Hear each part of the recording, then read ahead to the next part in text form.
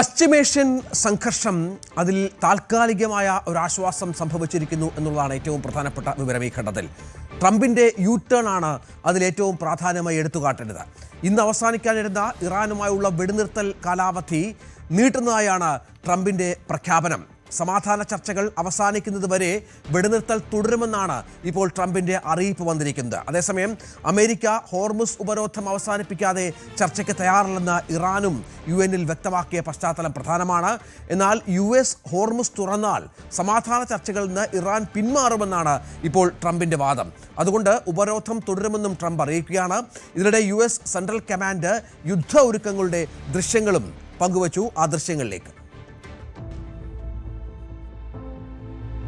We're rearming, we're retooling, and we're adjusting our tactics, techniques, and procedures. There's no military in the world that adjusts like we do, and that's exactly what we're doing right now during the ceasefire.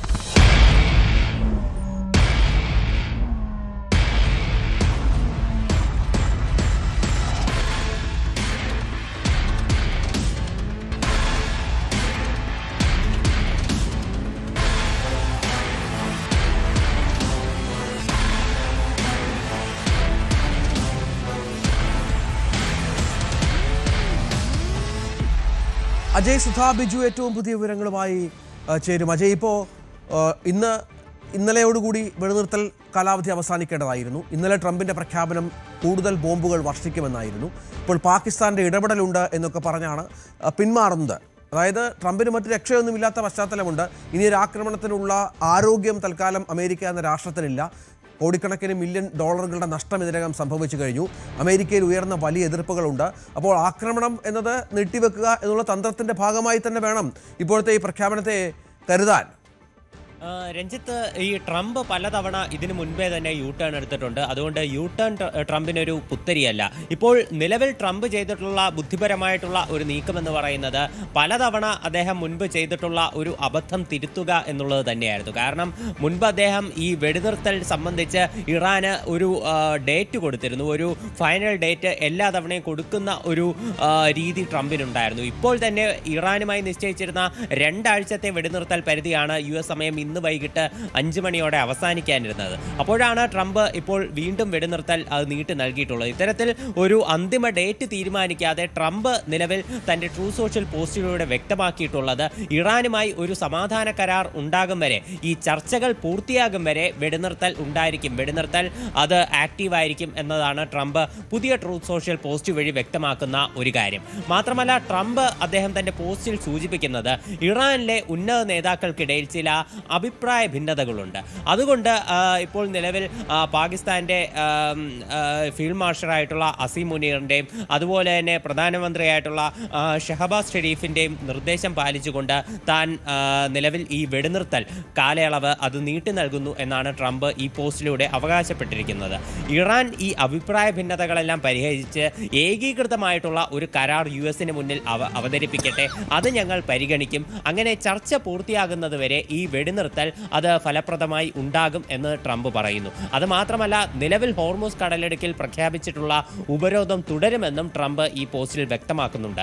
അതുവരെ US സൈന്യം ഏത് തരത്തിലുള്ള ആക്രമണത്തെ നേരിടാൻ സജ്ജമായിരിക്കുമെന്നും Trump ഈ പോസ്റ്റിലൂടെ കൂട്ടിച്ചേർക്കുന്ന ഒരു കാര്യമുണ്ട്.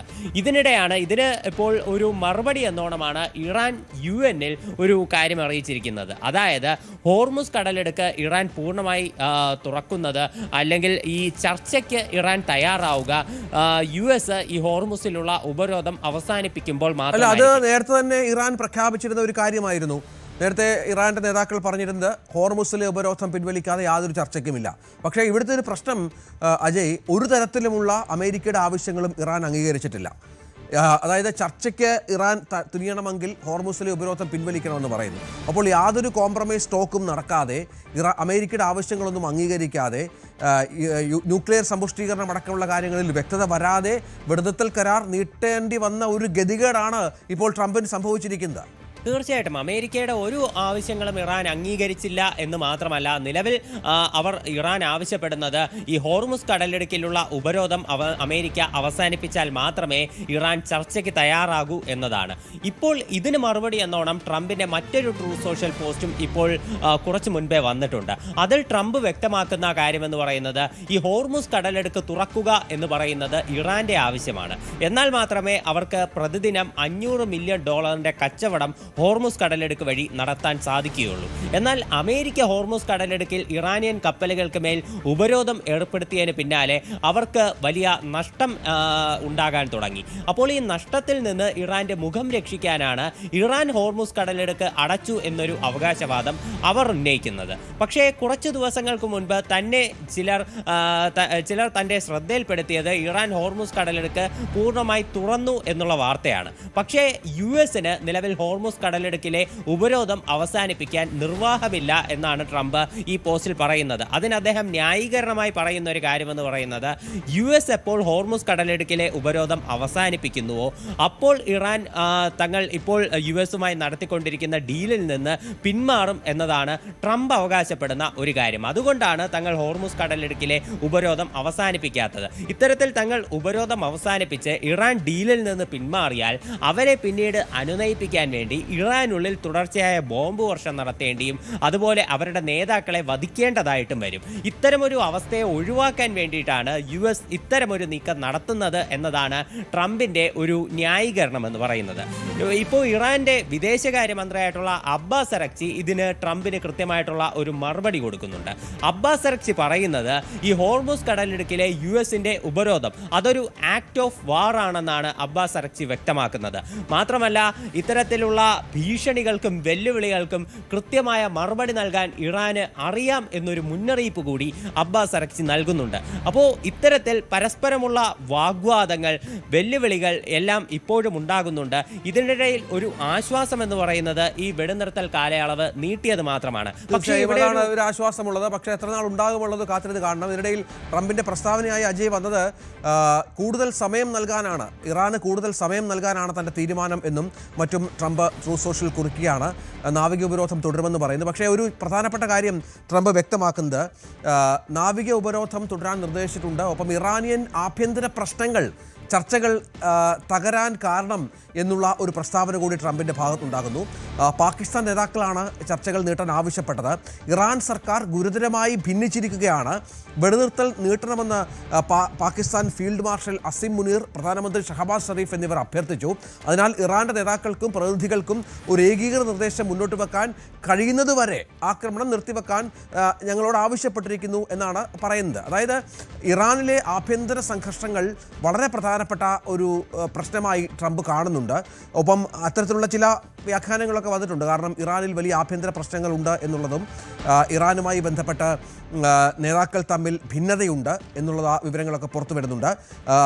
Hormuz തുറന്നതുമായി ബന്ധപ്പെട്ട് നേരത്തെ ഇത്തരം ഭിന്നതകൾ ഉണ്ടായിരുന്ന പശ്ചാത്തലമുണ്ടായിരുന്നു. ആ ഭിന്നത ഉണ്ടാകുന്നത് ഹോർമുസ് തുറന്നതുമായി പ്രഖ്യാപിക്കുന്ന അബ്ബാസ് അറക്ചിയാണ്. പക്ഷേ അതിനെതിരെ അവിടുത്തെ മാധ്യമങ്ങളും മുതിർന്ന നേതാക്കളുമൊക്കെ വലിയ തോതിലുള്ള അഭിപ്രായ വ്യത്യാസം പങ്കുവച്ചിരുന്നു. ശത്രുരാജ്യത്തിന് കീഴടങ്ങിയാണ് എന്നുള്ള തരത്തിലാണ് അന്ന് നിരീക്ഷണങ്ങൾ വന്നിരുന്നത്. മൊസ്ദബയുടെ പിടി അയയുന്നു. നമുക്കറിയാം മൊസ്ദബ ഖമനേയി അവരുടെ പുതിയ പരമോന്നത നേതാവിൻ്റെ ആരോഗ്യസ്ഥിതി വളരെ പ്രയാസകരമായ രീതിയിലാണ്. റഷ്യയിൽ ചികിത്സയിലാണ് എന്നുള്ള വിവരങ്ങളൊക്കെ പുറത്തു വരുന്നുണ്ട്. മൊസ്ദബയ്ക്ക് ഇപ്പോൾ ഈ ഇറാൻ്റെ ഭരണ നേതൃത്വത്തിൽ ഉറച്ച തോതിലുള്ള പിടിയില്ല എന്നുള്ള വിവരങ്ങൾ കൂടി പുറത്തു വരുമ്പോൾ ഉറച്ച നേതൃത്വമില്ലാത്തത് ഇറാന് പല കാര്യങ്ങളിലും വിനയാകുന്നു. അതാണ് ട്രംപിൻ്റെ പ്രസ്താവനയിലൂടെ വ്യക്തമാകുന്നത് എന്ന് വേണം മനസ്സിലാക്കാൻ. അജയ്, അതൊരു പ്രധാന പ്രശ്നമാണല്ലോ. യുദ്ധമുനമ്പിൽ നിൽക്കുമ്പോഴും കൃത്യമായ നേതൃത്വമില്ലാത്ത ഒരു രാജ്യമായി ഇറാൻ മാറുകയാണോ? രഞ്ജിത്ത്, ഇപ്പോൾ ഇറാന്റെ നേതൃത്വത്തിലുള്ള ആളുകൾ തമ്മിൽ പലതരം അഭിപ്രായ ഭിന്നതകൾ ഉണ്ട് എന്നത് പലതരം കാര്യങ്ങൾ കൊണ്ട് നമുക്ക് മനസ്സിലാക്കാവുന്ന ഒന്നാണ്. കഴിഞ്ഞ ദിവസം തന്നെ അതിൻ്റെ ചില സൂചനകളുണ്ടായിരുന്നു. അതായത് ഈ ഹോർമുസ് കടലിടുക്ക് പൂർണ്ണമായി തുറക്കുന്നു എന്ന പ്രസ്താവന പുറത്തു വന്നതിന് ശേഷം ഇറാന്റെ മുതിർന്ന നേതാക്കളിൽ പലരും പരസ്യമായ പ്രതികരണത്തിനൊന്നും തന്നെ തയ്യാറായിരുന്നില്ല. അതിപ്പോൾ ഇറാന്റെ വിദേശകാര്യമന്ത്രിയായിട്ടുള്ള അബ്ബാസ് അറക്ചി ആണെങ്കിലും അതുപോലെ അവരുടെ പാർലമെന്റ് സ്പീക്കറായിട്ടുള്ള മുഹമ്മദ് ബാഖർ ഖാലിബാഫ് ആണെങ്കിലും ഉണ്ടായിരുന്നെങ്കിലും അവരൊന്നും തന്നെ പരസ്യമായി പ്രതികരിക്കാൻ തയ്യാറായിരുന്നില്ല. ഇപ്പോൾ അബ്ബാസ് അറക്ചിക്ക് പകരം പലപ്പോഴും അവരുടെ വിദേശകാര്യ വക്താവായിട്ടുള്ള ഇസ്മായിൽ ബഗേയിയാണ് ആ സമയത്ത് പല പൊതുവായിട്ടുള്ള പ്രതികരണങ്ങളും നടത്തിയിരുന്നത്. അപ്പോൾ ഈ കാര്യത്തിൽ തന്നെ ഇറാന്റെ നേതൃനിരയിൽ പലതരം അഭിപ്രായ ഭിന്നതകൾ ഉണ്ട് എന്ന് വ്യാഖ്യാനിക്കാൻ ഒരു കാരണമായിട്ടുണ്ട്. പല മാധ്യമ റിപ്പോർട്ടുകളും ഇതിനെ സംബന്ധിച്ചുണ്ടായിരുന്നു. അപ്പോൾ ഈ ഒരു കാര്യം തന്നെയാണ് US നിലവിൽ ചൂണ്ടിക്കാട്ടുന്നത്.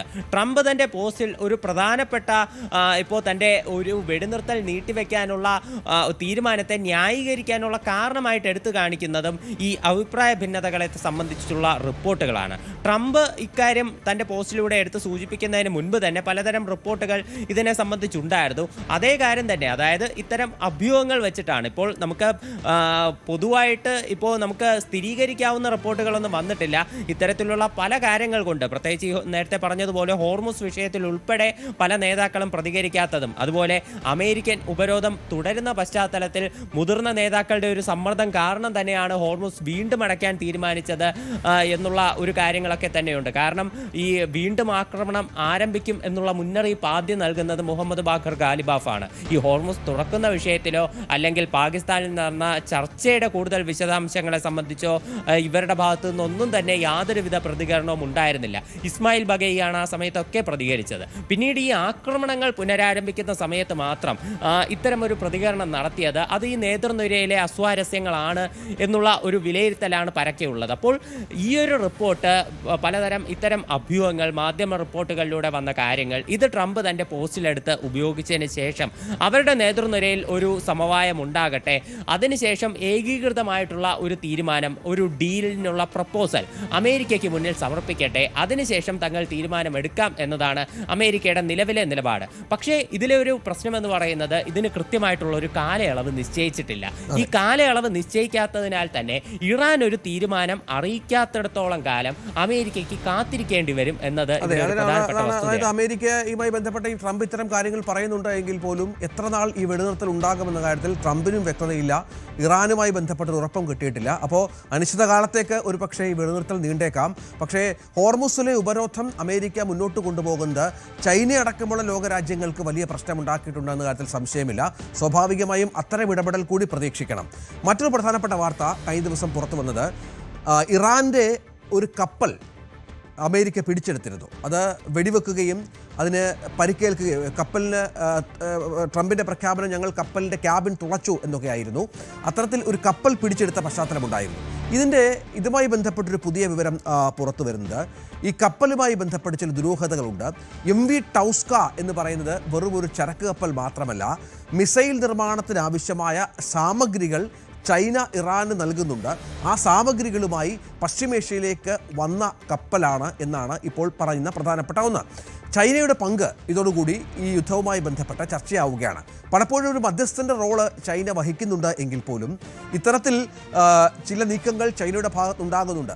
പരോക്ഷമായി ചില പിന്തുണകൾ ഇറാൻ ലഭിക്കുന്നുണ്ട് എന്ന കാര്യം കൃത്യമാണ്. കാരണം ഇറാനുമായി വളരെ അടുത്ത ബന്ധമുള്ള ഒരു രാജ്യമാണ്. സൈനിക തലത്തിൽ സഹകരണമുണ്ട്, നയതന്ത്ര തലത്തിൽ പലതരത്തിലുള്ള ഇടപാടുകളുണ്ട്. ഓയിൽ, ഒരുപക്ഷെ ഇറാൻ്റെ ഓയിൽ ഏറ്റവും അധികം വാങ്ങുന്ന ഒരു രാജ്യം ചൈനയാണ്. സ്വാഭാവികമായും ചൈനയ്ക്ക് ഇറാനെ കൈവിടാനാവില്ല. അപ്പോൾ ചൈനീസ് നിർമ്മിത മിസൈലുകളുടെ ഉപയോഗം ഇറാൻ നടത്തുന്നുണ്ട് എന്നും ഗൾഫ് രാജ്യങ്ങളിലടക്കം വീണ ഇറാൻ്റെ മിസൈലുകളിൽ ചൈനയുടെ മുദ്രയുണ്ട് എന്നുമൊക്കെയുള്ള ആക്ഷേപങ്ങൾ ഉയർന്നിരുന്നു. ഇതുമായി ബന്ധപ്പെട്ടിപ്പോൾ അമേരിക്കയുടെ റിപ്പബ്ലിക്കൻ നേതാവ് നിക്കി ഹേലി എക്സിലൂടെ നടത്തിയ വെളിപ്പെടുത്തലിൽ ഒരു നയതന്ത്ര ബോംബായിരുന്നു ഇത്, ചൈന ഇറാനെ പിന്തുണയ്ക്കുന്നു, ഇത് അവഗണിക്കാൻ കഴിയാത്ത യാഥാർത്ഥ്യമാണ് എന്നൊക്കെ വ്യക്തമാക്കുകയാണ്. ഇതിപ്പോൾ നേരത്തെ നമ്മൾ ഇത്തരം MV ടൗസ്കയുമായി ബന്ധപ്പെട്ടാണ്, ഇതൊരു വെറും ചരക്ക് വാഹനമല്ല, മറിച്ച് ലോക സമാധാനം തന്നെ മാറ്റിമറിക്കാൻ പോകുന്ന ഒരു വലിയ നിഗൂഢതയുടെ തെളിവാണ് എന്നാണ് US റിപ്പബ്ലിക്കൻ നേതാവിൻ്റെ ആരോപണം. പക്ഷേ ഔദ്യോഗികമായി അമേരിക്ക ഇതുമായി ബന്ധപ്പെട്ട് പ്രതികരിച്ചിട്ടില്ല എങ്കിൽ പോലും ഇറാൻ ചൈന ബന്ധത്തിന് കൂടുതൽ തെളിവുകൾ പുറത്തു വരുന്നു എന്നുള്ളതാണ് ഏറ്റവും പ്രധാനപ്പെട്ട കാര്യം. ഇതിപ്പോൾ ഔദ്യോഗികമായി പ്രതികരിച്ചിട്ടില്ല ആരും അജയ്, പക്ഷേ അപ്പോഴും നേരത്തെ ഉണ്ടായ ചില ആക്ഷേപങ്ങൾ, ദുരൂഹതകൾ ചൈന പരസ്യമായി സമ്മതിച്ചിട്ടില്ല എങ്കിൽ പോലും കുറച്ചുകൂടി ഇത്തരം കാര്യങ്ങൾക്ക് തെളിവുകൾ അമേരിക്ക കിട്ടുന്നു എന്ന് വേണമെങ്കിൽ കരുതാം.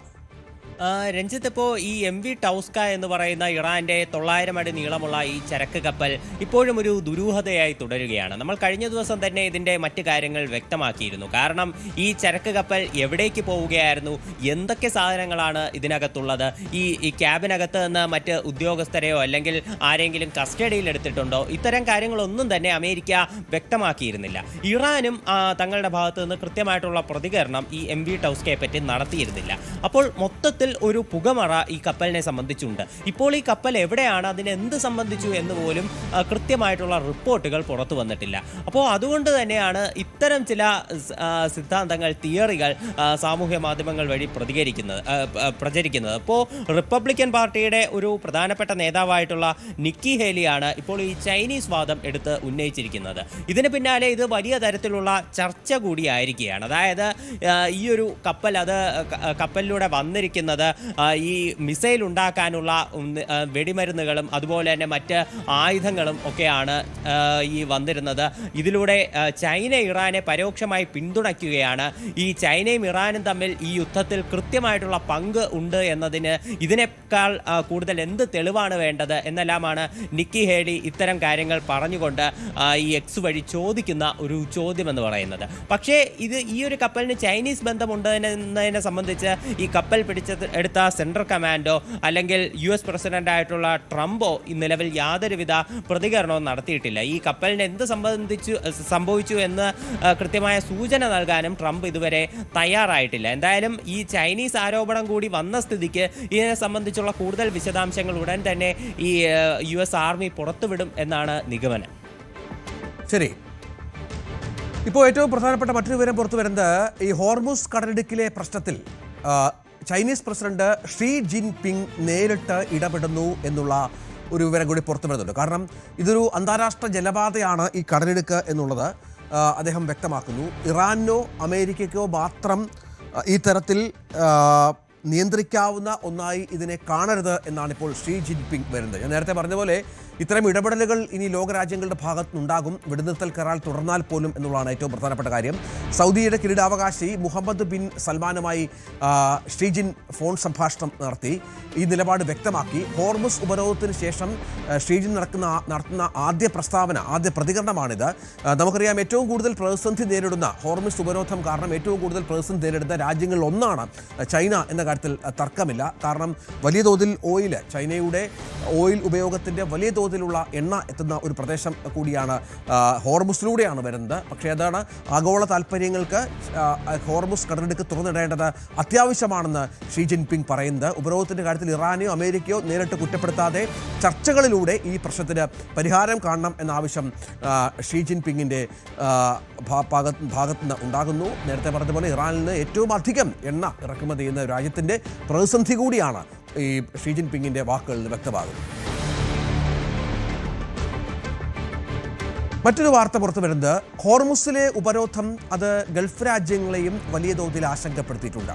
ഹോർമുസിന് പകരം വഴികൾ കണ്ടെത്താനുള്ള നീക്കങ്ങൾ ഗൾഫ് രാജ്യങ്ങളുടെ ഭാഗത്തുനിന്ന് ഉണ്ടാകുന്നു.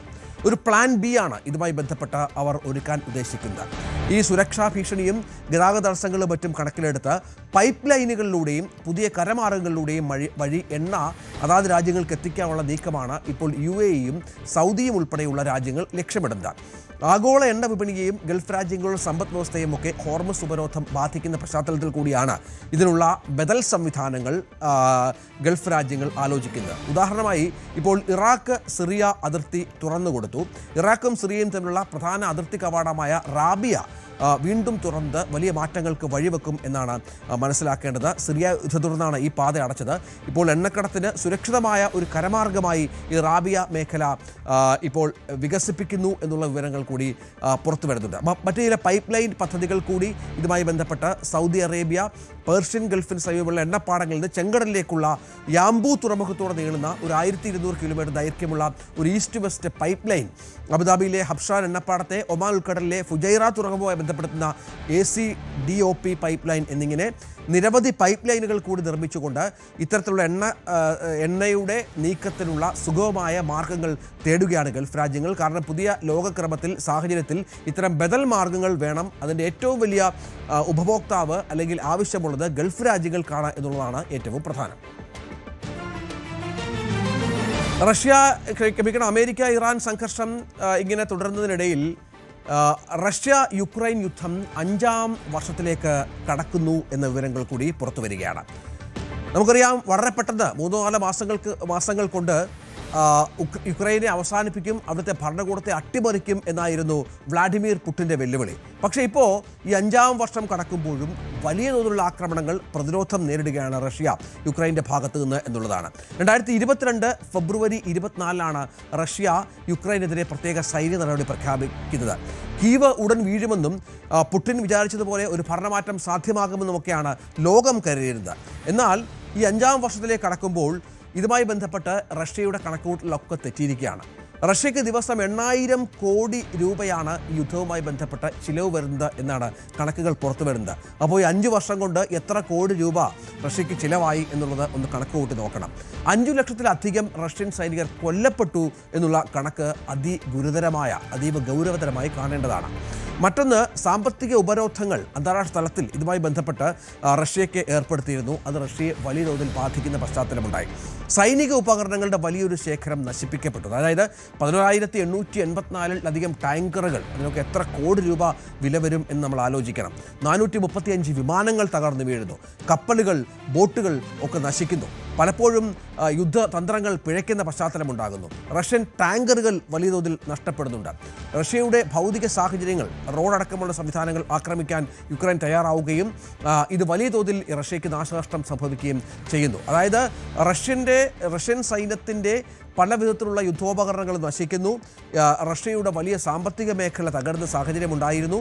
റഷ്യയുടെ വ്യോമഗതാഗതം പൂർണ്ണമായും താറുമാറാകുന്നു. അങ്ങനെ വലിയ പ്രതീക്ഷയോടെ റഷ്യ ആരംഭിച്ച ഒരു യുദ്ധത്തിൽ ട്രംപിനെ പോലെ തന്നെ കുടുങ്ങിക്കിടക്കുന്ന ഒരു നേതാവായി ഇപ്പോൾ വ്ളാഡിമിർ പുടിൻ മാറുന്ന പശ്ചാത്തലത്തെ ഏറെ ഗൗരവത്തോടെയാണ് ലോകം നോക്കിക്കാണുന്നത്. അതായത് ഏകദേശം $340 ബില്യൺ, 28 ലക്ഷം കോടി രൂപ മരവിപ്പിക്കപ്പെട്ടിരിക്കുകയാണ് റഷ്യയുടേത് യുദ്ധത്തിൻ്റെ സ്ഥിതിയെ തുടർന്ന്. റഷ്യയുടെ സാമ്പത്തിക സ്ഥിതിയിൽ വലിയ ഇടിവുണ്ടാകുന്ന സാഹചര്യം ഉണ്ടാകുന്നു. GDP കുറയുന്നു. അങ്ങനെ പണപ്പെരുപ്പം വർദ്ധിക്കുന്നു. അങ്ങനെ ആകപ്പാടെ ഈ യുദ്ധവുമായി ബന്ധപ്പെട്ട് ഏറ്റവും കൂടുതൽ കെടുതി അനുഭവിക്കുന്ന ഒരു രാജ്യമായി റഷ്യ മാറുകയാണ്.